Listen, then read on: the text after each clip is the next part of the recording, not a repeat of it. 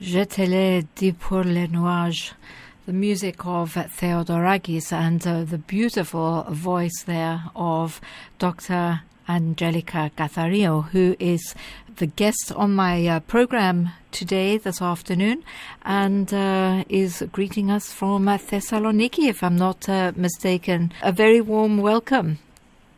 Thank you so much, dear Saskia. It's such a great pleasure to be with you today.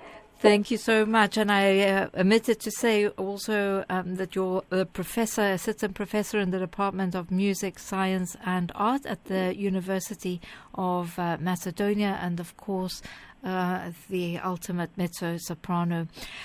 You began your musical studies when 5. Was it a foregone conclusion that you were going to become a musician? Not at all. Actually, there are no musicians in the family. My father being a chemist and my mother being a biologist. So that was quite unexpected. I really don't know how I decided from a very young age that I really wanted to play music. And anyway, I started when I was 5 years old, studying the piano. And obviously, as every kid, I used to sing all day long, at school, with the family, with friends. So that was the beginning of the story. Was there a pivotal moment that you said, oh, this is for me, this is going to be my life? Definitely, yes. I think from the very beginning, I think that as most musicians, we cannot possibly imagine our life without music. We breathe music, we live through music. So I cannot say that there was, a specific moment, but I don't really remember myself ever thinking that I would be something else, I would do something else. Yes. You've encompassed a wide repertoire of both operatic and symphonic music. Do you have any preference? It is so difficult to choose because actually, operatic repertoire obviously is not only about voice, it is about theater. So it's such a complete art form because you have theater, you have lights, you have costumes, you have the stage, and obviously it's a joy to be on stage singing opera. On the other hand, I have to say that as a pianist, I have always been very curious to discover, other musical forms. So, of course, I'm so happy and I feel, delighted when I sing either a symphonic repertoire. There are so many beautiful works. And obviously, on the other hand, to perform music of the late 20th and 21st century, especially in collaboration with living composers, is a treat. You're also a great advocate, as you said, of contemporary music. So I wondered about your opinion of modern stagings of opera. Do you feel that they have a place? Yes, obviously. It is very difficult. It's very different, of course, to separate, because one thing is contemporary music, the works that are written now, and contemporary staging can also be something that concerns Mozart opera or Donizetti opera and so on. So I do think, anyway, that modern staging is absolutely interesting. It really depends on the stage director. But it is a necessity because we need to see operas from different, angles also. I think that it is all about quality. It is all about quality. It doesn't, necessarily have to be different or classical. It is all about quality of the production. Do you not feel that it takes away some of the mystery and the mystique? For example, a major role in a mezzo role is Carmen, of course. I can't imagine that sort of flamboyancy and taking us back to the days of the very flamboyant, sexy, provocative Carmen can really be reintroduced in a way without having those costumes and setting us in that period. I think it definitely helps, of course. But on the other hand, I really believe it depends on how the stage director sees the whole thing. Right. Yeah. Opera houses around the world have closed because of Corona, places where you've sung. As Peter Gelb from the Met said, and I quote, social distancing and grand opera simply don't go together. Do you agree, or do you see the online world becoming predominant in opera? Well, I mean, as we all saw from the first lockdown, there have been so many different, people have tried to bring the stage on the TV so that the public can enjoy opera. I have to say that this was very helpful for people when we all stayed at home. It was a good solution, but on the other hand, obviously, the magic of the live performance, the ritual, the fact of being there and sharing the emotions, I mean, in terms of public, cannot be substituted by what we watch on TV. It was, and it still is, I mean, a good solution, but obviously it has nothing to do with the reality of the performance. You've used this time of shutdown to increase your recordings. They've always been an important part of your musicianship. Why has it been so important to you? Well, because, performers, we live the moment, but on the other hand, it is, I think, very important to be able to do something that will stay there, will be there.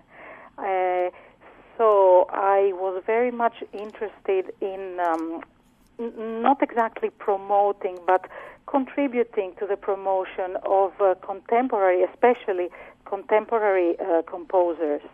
And through discography, we had this possibility with works by Skalkotas, Xenakis, Mitropoulos, and so on. So I put a lot of focus on that. And I was very happy, as I said, to contribute.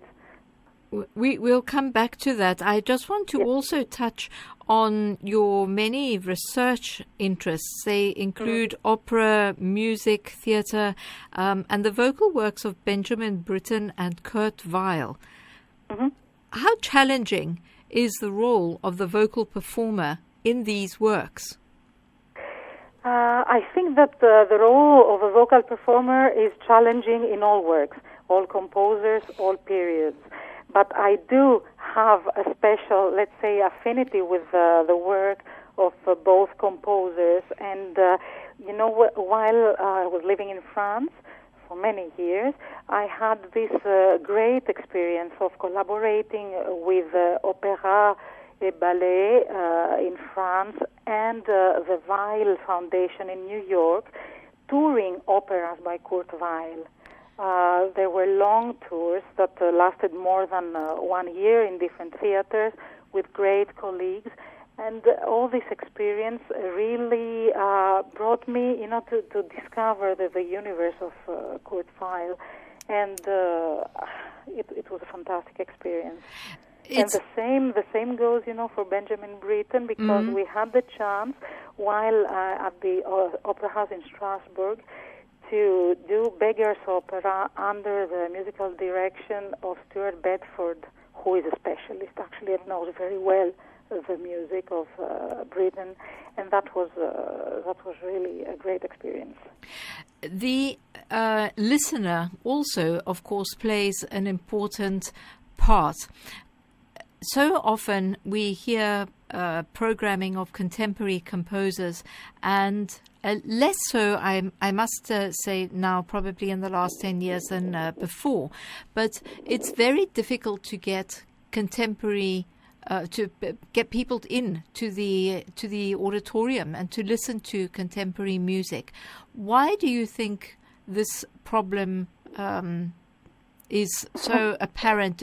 Do you think it's got anything to do with the actual music, or has it got to do with a lack of education in contemporary music? Well, I think that there's nothing wrong with the quality or the style of music that is being composed today.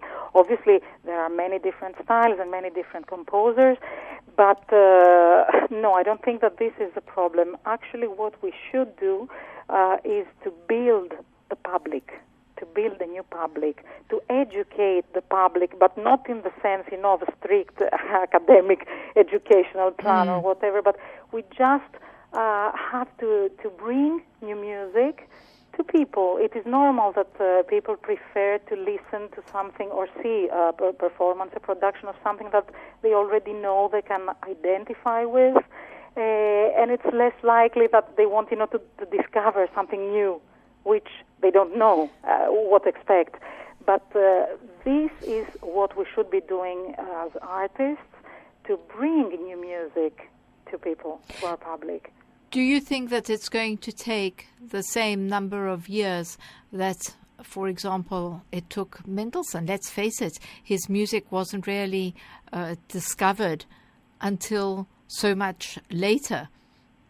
Well, maybe not, in the sense that today we have so many means to bring music closer to the public. I mean, via internet, through so many different channels. So it might take less time. But it really depends. Again, I have to say that it all depends on the quality of the performances also. It's so important. When the public hears or sees something which is worked well, the performance standard is high, I think that they will be attracted to that. It's also interesting to me that contemporary music seems to draw a much younger audience, something that classical music doesn't do to the same extent. I'm talking about someone who's just new to music, someone who's open to listening to something. They're more likely to go for contemporary music. Yeah, I think it's absolutely normal because they are more open to new discoveries, let's say. To me, it sounds really normal. Your contribution to the promotion of Greek composers is extensive. Do you feel that this is a sort of responsibility that you have as a Greek? Well, I certainly feel as an artist and as a vocal performer that is our responsibility, apart from singing the standard, let's say, repertoire, the established repertoire, to promote new music. And this is for every composer of new music.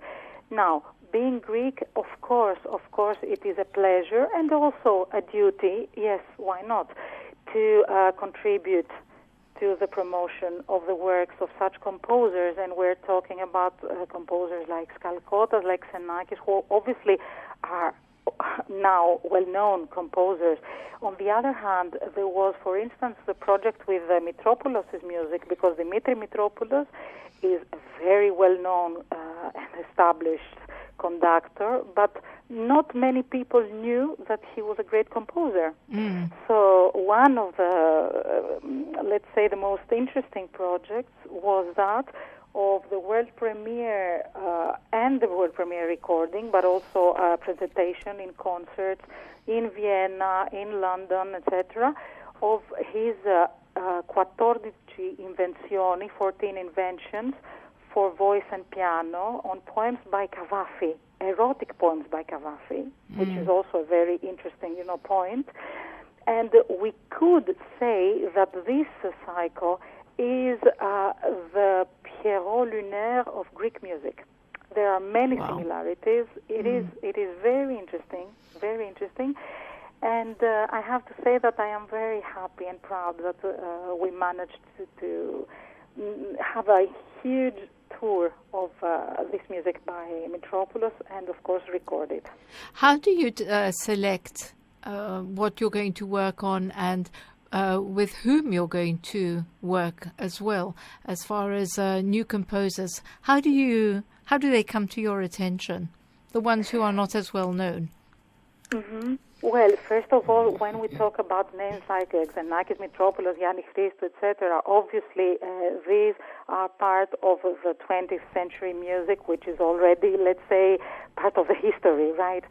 So, talking about new composers, I mean living composers and people, like, for instance, a great collaboration we had recently on disc with Sylvina Milstein, a British composer, with the Lontano Ensemble in London. Well, most of the time, I have to say that these are composers with whom we have already worked together. We had the chance to collaborate also, because this is a part that interests me very much. I mean, the collaboration between performer and composer in the music of 21st century. So most of the time, these are people with whom we've created common codes of collaboration and communication, and this is what makes these projects really interesting.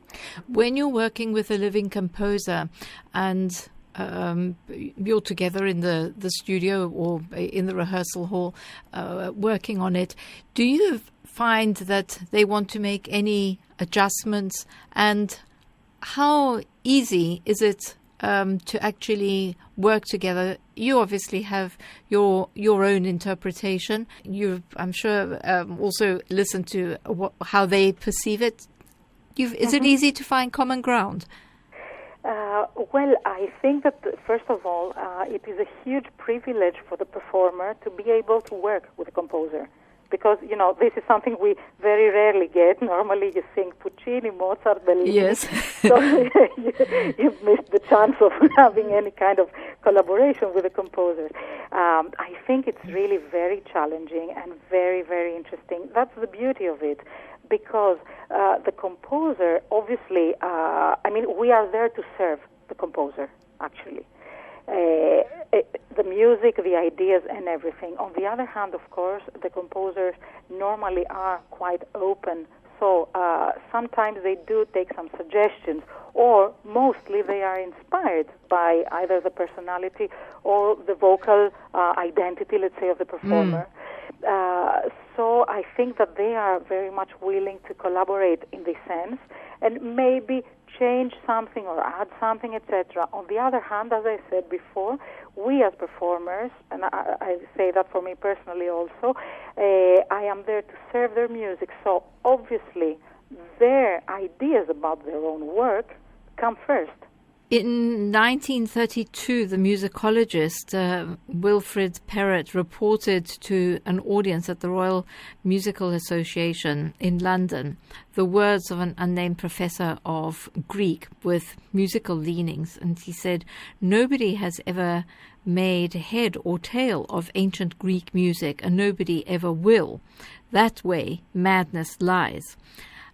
Do you see Theodorakis Kalkotas looking back with regard to the rhythms, the modes, the timbre, the harmony that they use? Mm-hmm. Well, now that's a tricky question, because I do think that somehow all composers, in a way, they go back to the roots anyway. I am not sure, though, that this is being done in a very specific way. So sometimes they just, feel things that have to do with a rhythm, with so many different aspects anyway. They don't necessarily do it on purpose. On the other hand, what we have to say is that when it comes to vocal music, the word itself has got specific characteristics that go back to ancient Greek. I mean, the language is the same for many aspects. So when these composers put to music the Greek words, they are very much in connection with several aspects of, the roots of the language and the music, because, language has its own musicality, and they have to follow that. Yes, and in that light, what about singing in Greek? It's not something that I hear often from you. It's as if you almost prefer to sing in French, in Italian, and of course you're so fluent in so many languages. Not at all. It's not true. I am more than happy every time that I have to sing in Greek. So if you see part of the recordings, well, obviously you do that on stage with different concerts. So I've had the privilege of singing so many works by composers like Fyodor Antoniou, Christos Hatzis, Dinos Konstantinidis. They all compose most of their vocal works in Greek. So when we're talking about the performances, I have sung so much repertoire in Greek languages. When it comes to disc, well, we have to say a few things about that. First of all, both Skalkota and Xenakis and Metropolis are, and also Dinos Konstantinidis, are sung in Greek. Other composers, of course, like Yanni Christou with the T.S. Eliot songs, or Theodorakis with this disc, is on Eliar, so in French. The Greek language has got some particular characteristics which make singing, I'm not saying more difficult, but challenging. Let's say a big challenge. Yes. Exactly. That's the right word. Why? Because as a singer, you always try to have the vocal line, round sounds, the phrasing that each music needs, etc. The beauty of sound, which is very important, the clarity of diction, and so many things. Now, when it comes to Greek, the Greek language is quite an horizontal language. I mean, the sounds are not very round. So there, you have to compromise in a way. I mean, first of all, you have to choose, and that's what happened, for instance, with my collaboration, with the producer, with Bis Records, when we did the first disc of Skalkotas, the cycle of 16 melodies, which is quite challenging and difficult in terms of vocal line and so on.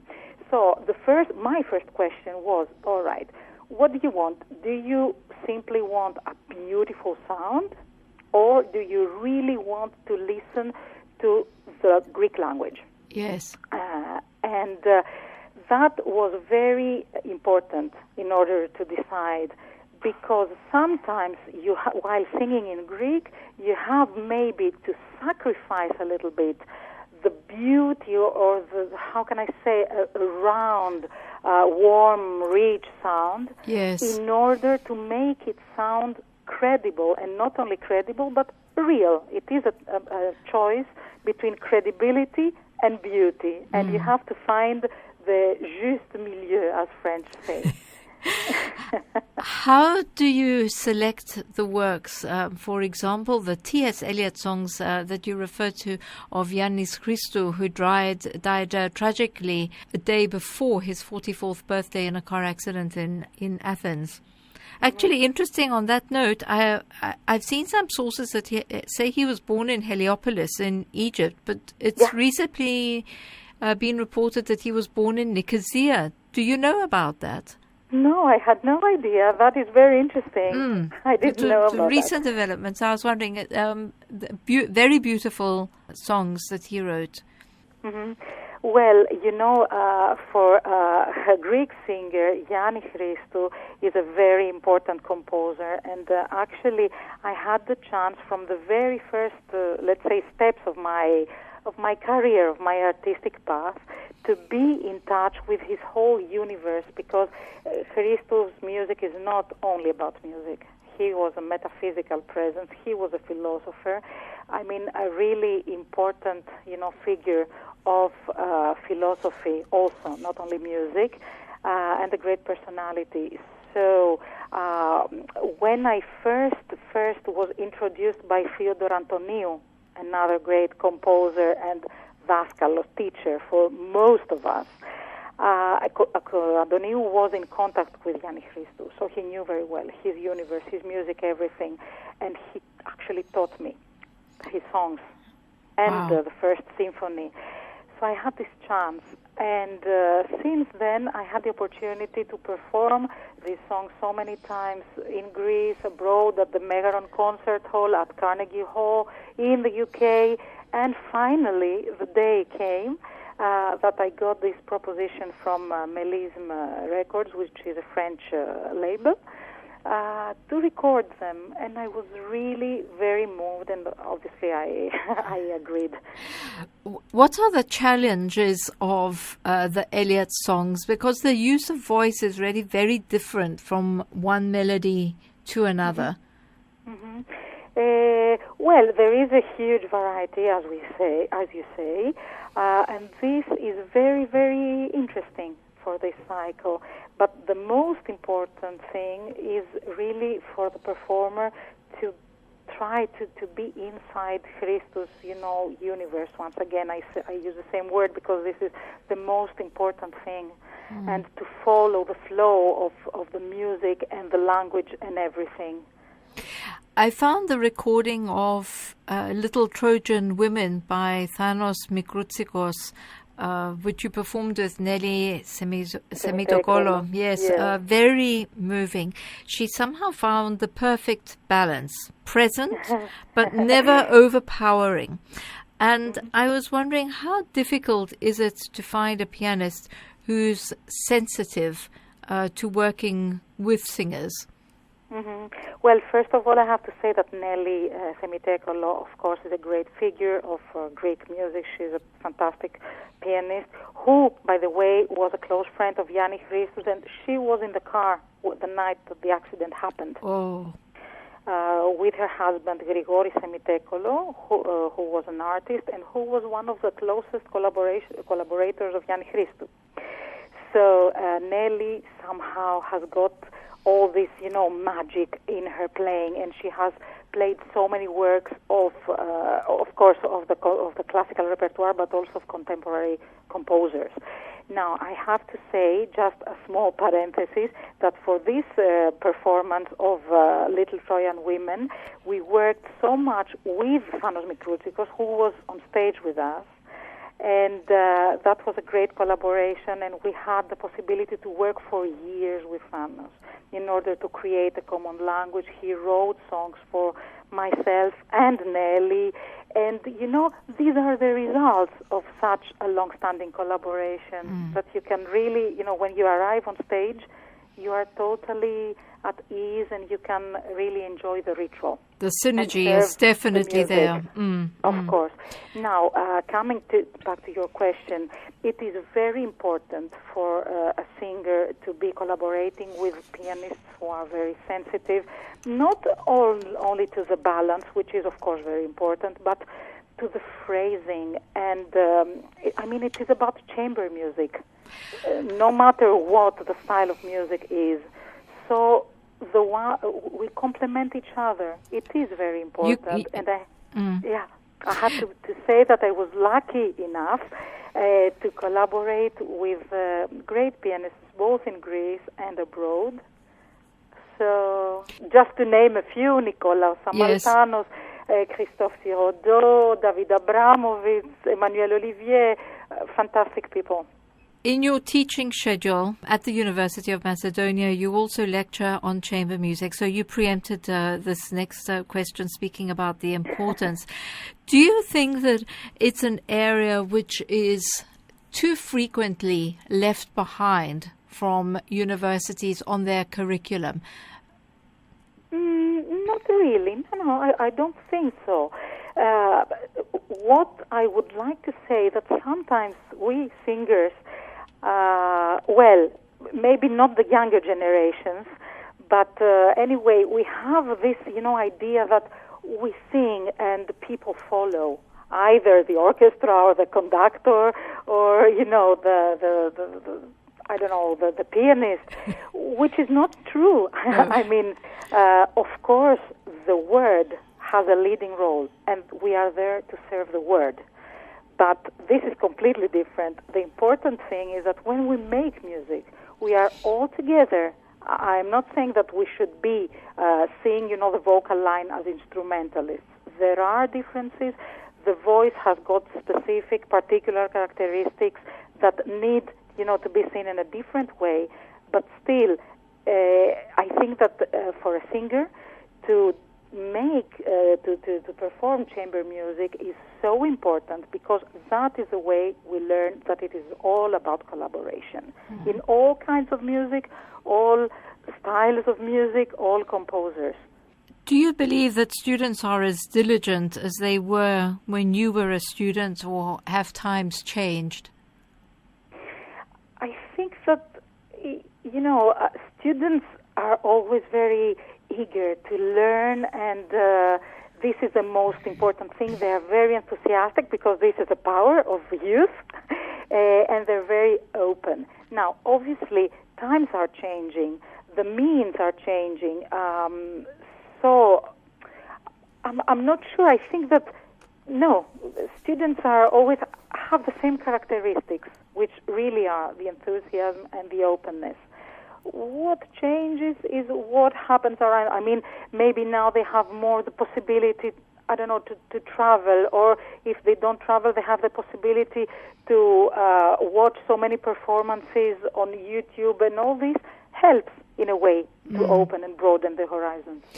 Do you believe that somebody can actually teach somebody else without having had that experience on the stage that you've had? Or do you believe that that's what actually elevates your teaching abilities too?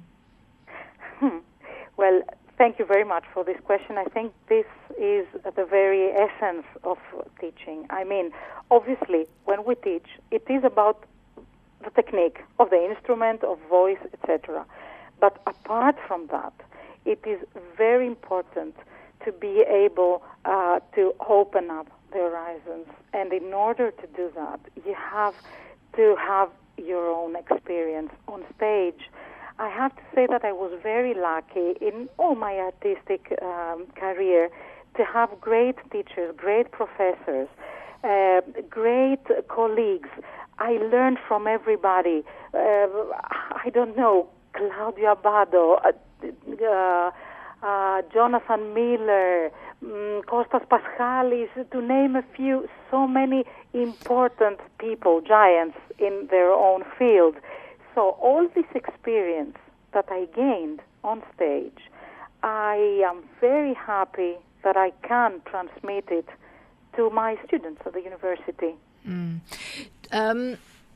Angelica, it's always difficult when you get to a certain stage and you say, I didn't reach that note as easily as I did before. A ballet dancer knows that the body simply cannot manage after maybe 35 to carry on. Do you feel that you're going to say, I've reached the pinnacle and I want to say goodbye to the singing and let the music and the teaching take over at some stage? Or what are your thoughts on retiring? Not that you're going to retire. I mean, the concept of retiring. Yeah. Oh my God, I'm so happy that this moment hasn't arrived yet, and it seems quite, it seems quite far. But I have to admit that this is something that is a question for all artists anyway. So I believe that one, as you mentioned before, knows very well deep inside when the time to stop comes. So obviously, as we said before, the artist, the musician, the performer is there to serve the music. When the moment, and the word, okay? So when the moment comes that you cannot really serve the music and the word, then you should consider a little by little stopping what you do. On the other hand, because we live all our lives in music, in theater, on stage, this is not something easy, but on the other hand, there is so much to do and share, and so much experience to gain again, and also share with the others through teaching, through maybe lecturing, through artistic direction of performances, through direction of performances or making of CDs. There are so many different possibilities. One never ceases to live with music, I think. What are your next plans? Well, with the pandemic, it's very difficult now to say, because there were so many beautiful plans that had to stop, to freeze, really. And this was quite an unpleasant experience, I think, for all of us, all musicians and all artists anyway. And this is a great discussion that we can have. But the thing is that we were planning on having two very interesting concerts in Thessaloniki at the Megaron of the Concert Hall of Thessaloniki.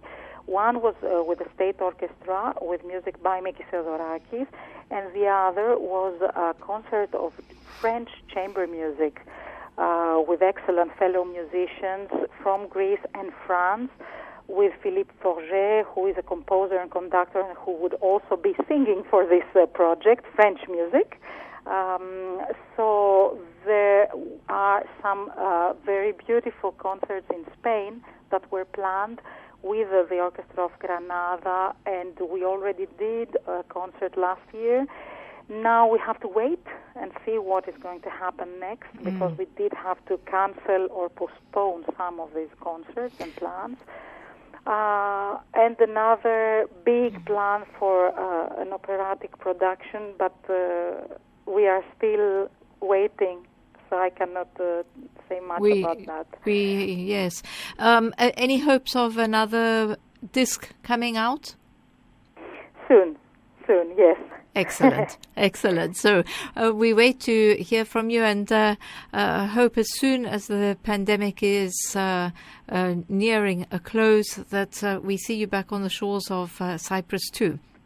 Oh, I have to say that I have a very particular, love affair with Cyprus for two reasons. One is that I have the great chance of singing in collaboration with the Pharos Arts Foundation, because you were there. Yes. And that was a fantastic experience, really. So one thing is that, and the other thing that I have to say is that my very first professional experience as a soloist was in Cyprus many, many years back. Not that long. With the choir of Adoulotti Kerinia and Miss Nelly Lukaidou, who was the conductor. So I really have a very, very special affinity and love for Cyprus. And we have for you too. It's been a pleasure to speak to you. Thank you so much for your time and energy. It's been lovely talking to you, dear Saskia. Thank you so much. Thank you. Bye-bye. Bye-bye. And we're going to listen now to some of the 6 T.S. Eliot songs of Yanni Christou with Angelica CATHARIOU.